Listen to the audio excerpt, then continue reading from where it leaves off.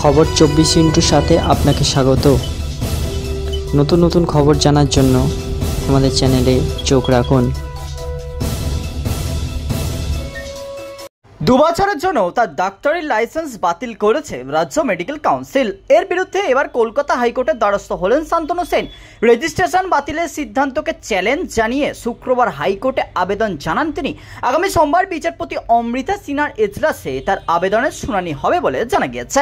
রাজ্য মেডিকেল কাউন্সিলের রেজিস্ট্রেশন না করিয়ে এফআরসিপি গ্লাসগো নামে বিদেশি ডিগ্রি ব্যবহারের অভিযোগ উঠেছিল তৃণমূলের রাজ্যসভার প্রাক্তন সাংসদ শান্তনু সেনের বিরুদ্ধে।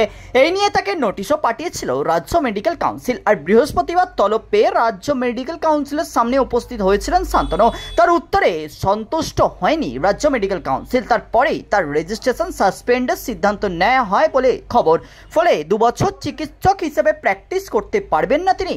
গতকাল রাজ্য মেডিকেল কাউন্সিলের সভাপতি সুদীপ্ত রায় জানান, রাজ্য মেডিকেল কাউন্সিলের রেজিস্ট্রেশন না করিয়েই বিদেশি ডিগ্রি ব্যবহারের অভিযোগ প্রমাণিত হয়েছে, তাই তার রেজিস্ট্রেশন 2 বছরের জন্য বাতিল করা হয়েছে। শান্তনুর রেজি তৃণমূলের আর এক চিকিৎসক নেতা নির্মল মাঝি বলেন, শান্তনু সেনকে সাসপেন্ড করা ঠিক সিদ্ধান্ত।